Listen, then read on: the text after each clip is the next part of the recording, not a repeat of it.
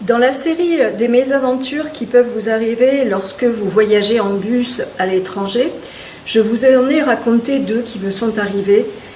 La première, lorsque j'ai été virée d'un bus dans les montagnes au milieu de nulle part au Vietnam, et la seconde, lorsque j'ai été l'objet d'un speed dating dans un bus au Vietnam aussi.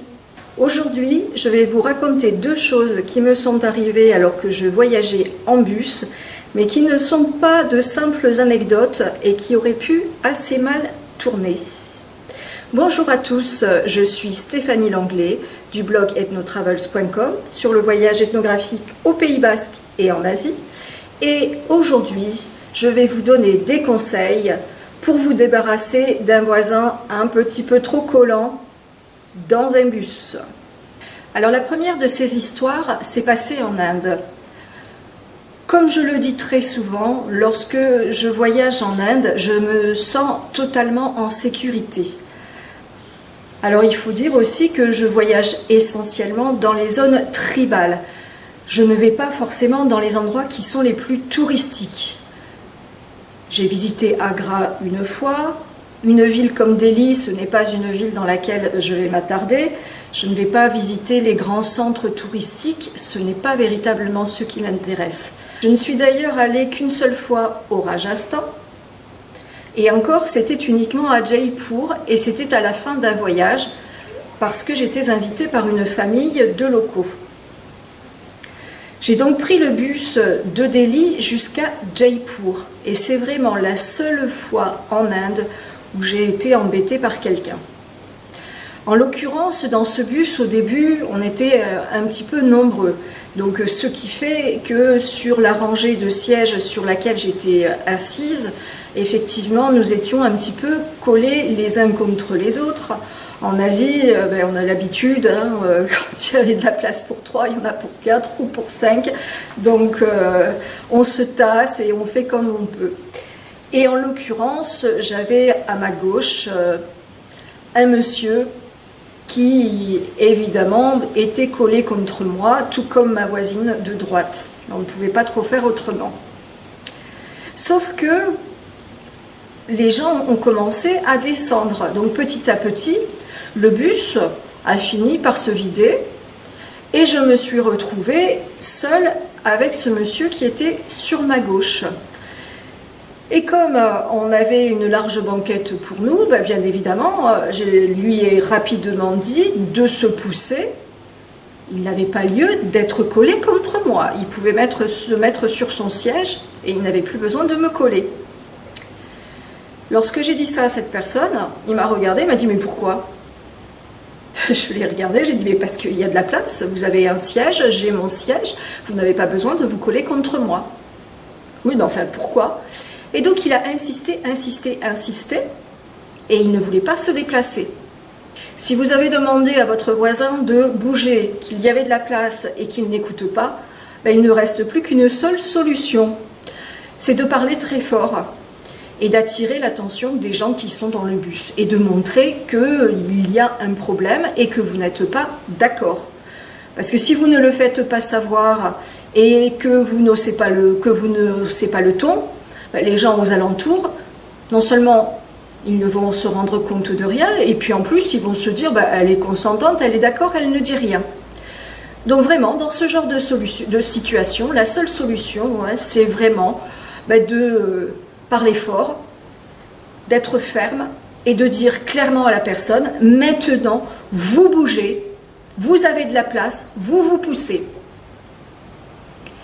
Et si la personne ne fait rien, et là en l'occurrence il n'était pas content de voir que je disais ça, il n'était pas très décidé à bouger, donc j'ai encore plus haussé le ton, avec un ton vraiment de plus en plus menaçant et à lui montrer que j'étais déterminée à lui mettre la honte finalement.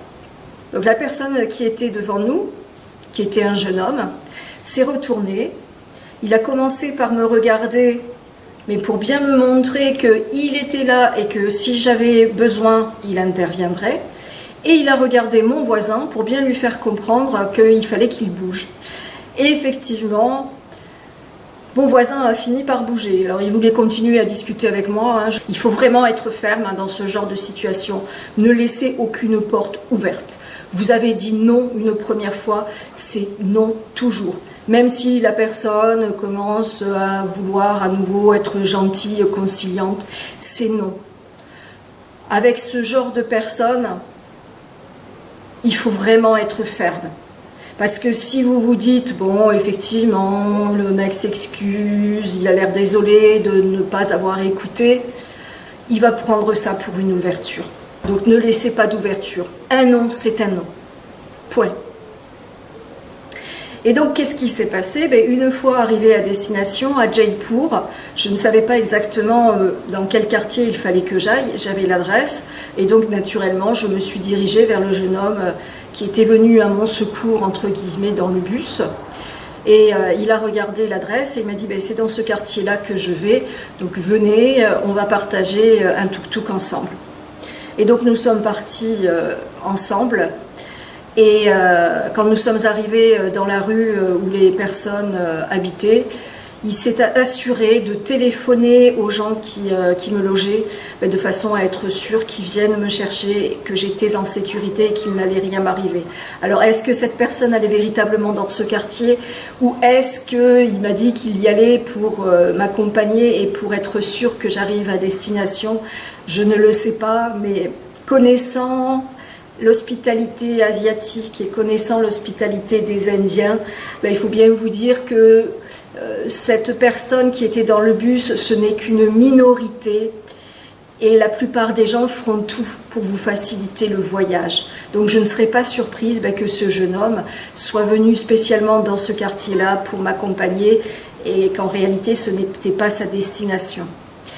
Et il a payé le tuk-tuk, il a refusé que nous partagions les frais ou que je paye le tuk-tuk. Il m'a dit non, non, mais c'est bon, allez-y. À partir du moment où j'étais en sécurité, il était content et il est reparti.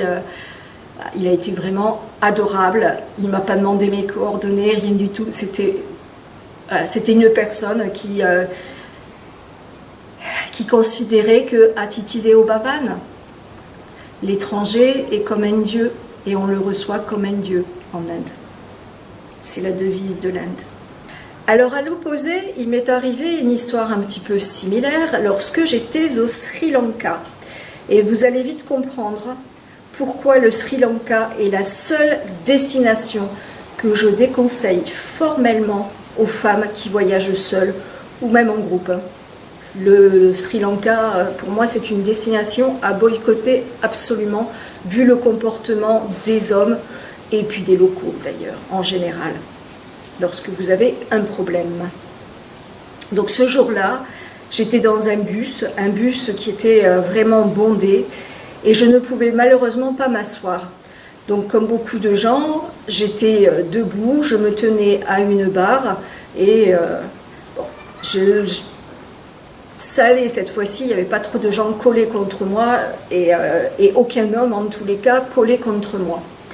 Sauf qu'il y avait une main baladeuse.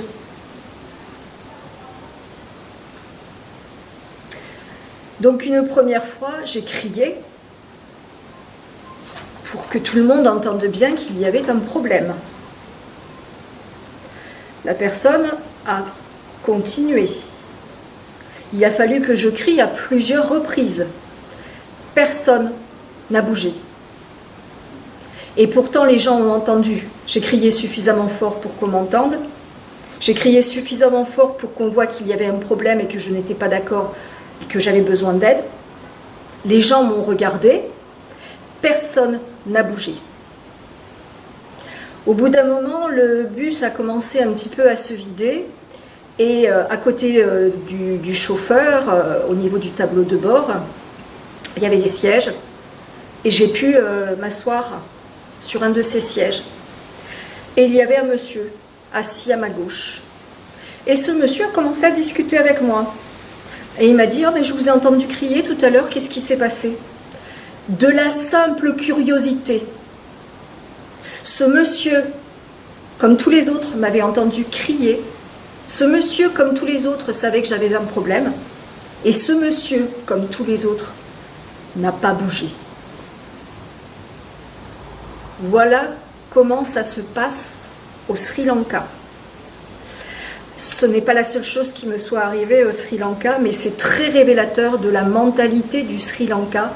Et je vous ferai une vidéo complète sur le sujet, avec toutes les choses qui me sont arrivées lorsque je voyageais au Sri Lanka et qui ont fait que j'ai gardé un très mauvais souvenir de mon voyage sur cette île. Alors en conclusion, si vous avez un voisin un peu trop collant ou quelqu'un qui se livre à des attouchements dans un bus à l'étranger, la meilleure des parades, c'est de crier pour alerter l'attention des gens qui sont à proximité et pour que les gens vous soutiennent et vous viennent en aide. Et si malheureusement personne ne bouge, la meilleure des solutions, c'est de fuir si vous en avez la possibilité. Malheureusement, il n'y en a pas d'autre. Alors j'espère que vous n'aurez pas à en arriver à de telles extrémités si vous avez un voisin un peu trop collant dans un bus et que le simple fait de lui dire de bouger le fera bouger. Mais malheureusement, si la personne n'obéit pas, portez de la voix, il ne faut pas hésiter, alerter les gens qui sont autour. Et puis en dernière solution, fuyez. Ne restez pas dans une situation où les choses peuvent dégénérer. Voilà, j'espère que vous avez aimé cette vidéo et je vous dis à très bientôt. Bye bye.